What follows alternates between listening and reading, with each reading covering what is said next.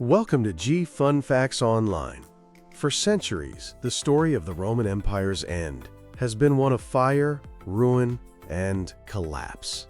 We picture magnificent cities falling silent, their forums and amphitheaters reclaimed by ivy.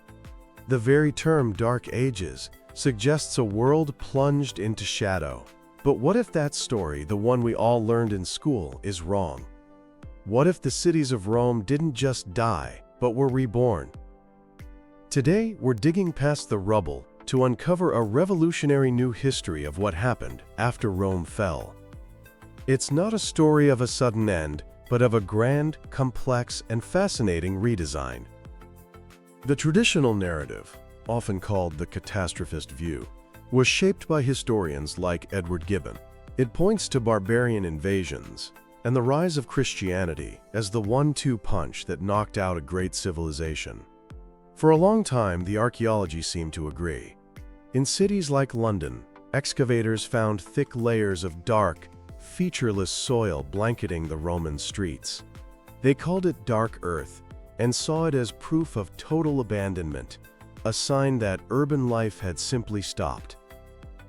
But over the last few decades, a new school of thought, the Transformation School, has changed everything. It argues that the end of the Roman West wasn't a single event, but a long, slow process of change. The so-called barbarian invasions were often complex migrations, and these groups had been interacting with the empire for generations.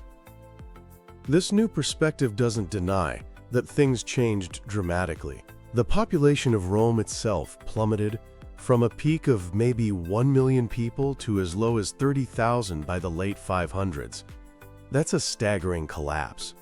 But the city was never abandoned. Instead of a uniform end of urbanism, the evidence points to a radical reconfiguration. Cities that were once consumer cities, fueled by the wealth of an empire, had to learn to become self-sufficient production cities just to survive. So what did this urban transformation actually look like on the ground? Think of it as the largest scale renovation project in history. The grand public spaces of the Roman world were repurposed to meet the needs of a new era. Take the Roman Forum, the very heart of the empire. It wasn't simply left to crumble.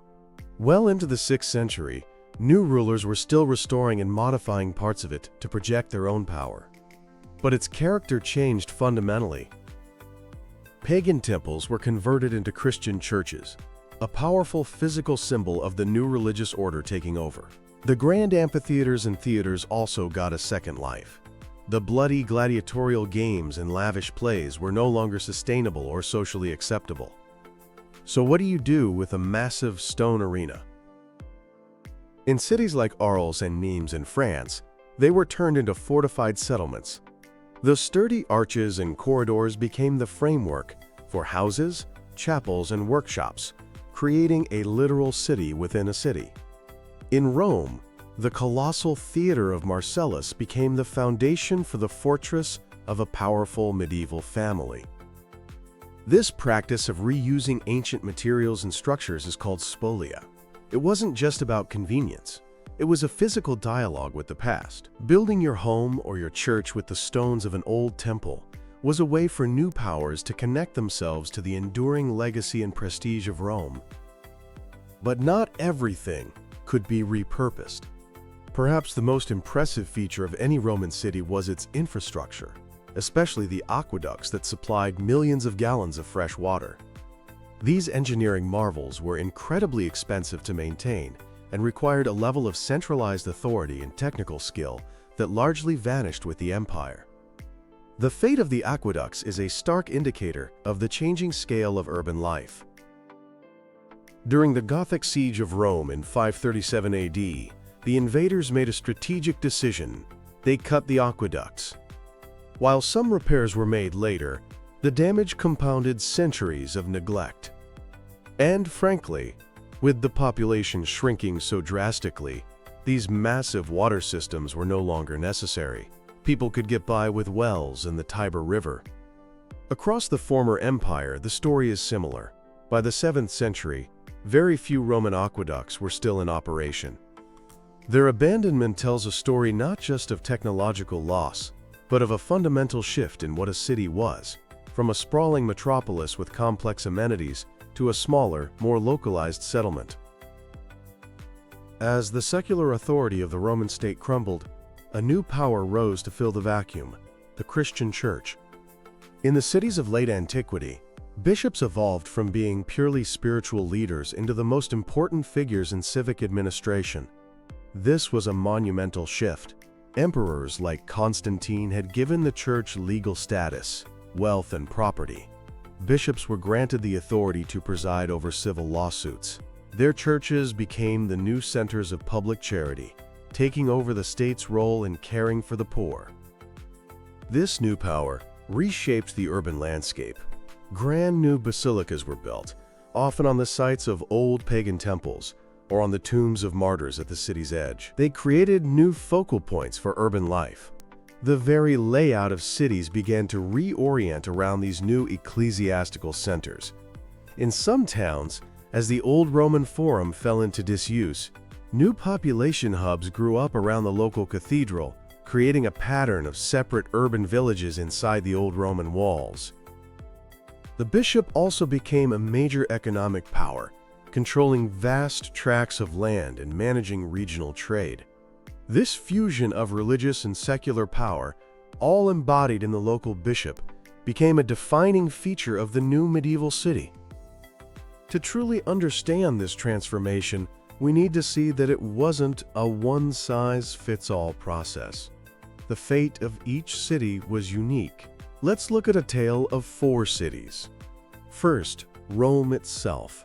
The sheer size of the city was entirely dependent on the grain and taxes flowing in from its provinces. When those supply lines were cut, the city became unsustainable. The population collapse was swift and severe, yet it was never a ghost town. The remaining people clustered closer to the Tiber River.